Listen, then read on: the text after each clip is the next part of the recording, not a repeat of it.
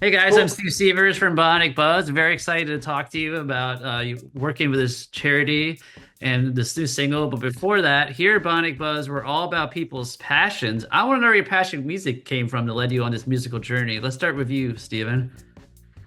Passionate music. I always loved to sing. That was it was the thing that I did by myself. It was like a meditation for me when I was growing up. I was bullied in school, wasn't great. So I would go home, and if there was no one home, I would sing for hours and hours and hours until someone came home. So no one would hear me. And then, and then from there, I just, started pursuing little roles in musicals at school, and I was in choir, and then I started taking voice lessons. And that's when I started really practicing technique and learning how to sing, with a band and things like that. And I started, my first music that I started working on or started kind of singing in public was mariachi. So I'm half Mexican, and I used to go around Dallas, singing all the songs I knew with all of with live music bands that would be playing in various bars, restaurants, or whatever. So my mom would take me around, and I would sing mariachi, and that's how I learned to be on stage. And from there, got into opera, and then that then led me to meeting David 11 years ago, which then led me to being in Il Divo. That's so cool. And David, what about your passion for music? My passion for music started when I was 8. It wasn't actually for singing. I started playing trombone. Oh, Um, I had public school had bussed us kids out to see in Colorado a performance of the Denver Symphony playing John Williams music, conducted by John Williams. And we were sat near the brass section. I came home from that concert. I said to my mom, I was like, I want to play trombone. And so they figured out getting me a trombone, and I learned how to read music and started playing in a youth orchestra, which eventually led to kind of switching gears and joining a children's choir, which then kind of put me in a position when I got to high school. I was like, okay, well, I need fine arts credits in order to graduate. I'm going to take choir because that'll just be an easy A. I was interested in math and science at the time. And the teacher convinced me to audition for the musicals. And I did, and I had so much fun. My entire shift and focus of life became about wanting to spend time in the theater, not necessarily singing per se, but I want to be a theater kid.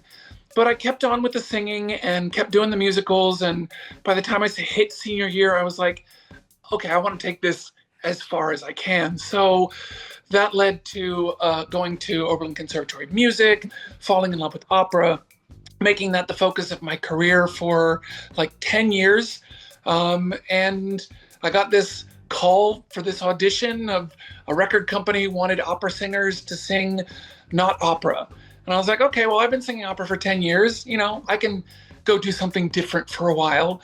And I thought, in opera, you make a recording, you put it on the shelf, you go back to your career. And the record company was like, no, no, no, we need you to cancel everything that you have going on for the next foreseeable however long. And then that became Il Divo, and that became the focus of my life for the last 20 years. that's so cool. Well, thank you both for sharing. And let's get into the charity single, which just dropped. Oh, what a dream we had. I mean, it's got a pretty amazing lineup. Billy Ray Cyrus, you got the Czech from Monarch, Billy Idol. How'd you guys get involved with it? We were just asked. Yeah. Yeah, we were just asked. I think the composers I think they like El Divo, and they wanted us to join in the collaboration. So they asked us, and it's for a good cause, and it's a beautiful song, and a great collaboration with the other artists, and the composers are amazing, amazing people, and yeah. So we just kind of said sure. And when we were in LA touring last year, it was perfect timing because we were there at the same time as Charlie Midnight, who was a producer, and we went to the studio. We hadn't planned out what we were going to do ahead of time because that's kind of how we are. We kind of like make up as we go. And we decided, oh, you're going to sing this line, you're going to sing this line, and you're going to sing this line, and then we're going to sing together, and we're going to do these high notes. And, David and Urs are the ones who organize the harmonies for us because that's their big talent, which is not mine. And so, they said, okay, now you're going to sing this, and Seb will sing this. So we just kind of like piecemealed it together as we went, and that's kind of how it went. And then that they debuted the song, or they released the song in February, and we were invited to an event together in New York City, where we were special guests there. It was really nice.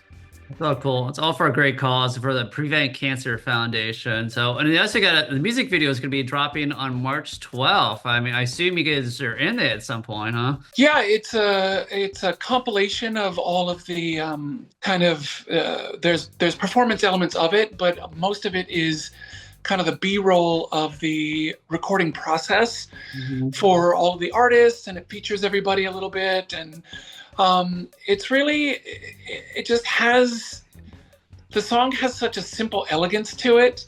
I think kind of this encapsulation, it's a bit We Are the World-ish, except for the fact that in We Are the World, everyone was all in the room all at the same time, and nobody really does that anymore. Everyone kind of, because of technology and whatnot.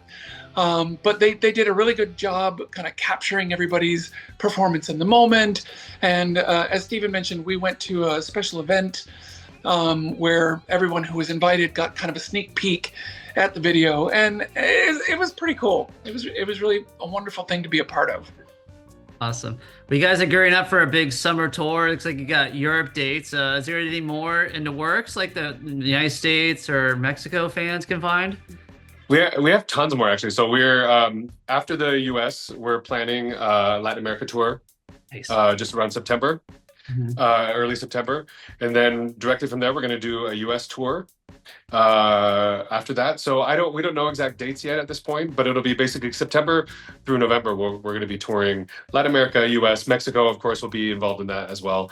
And then from there we'll spend the holidays off, and then the next year we're already planning another US tour at the start of the year around February. So there's much more to come. And then, of course, Asia is going to be involved next year at some point as well.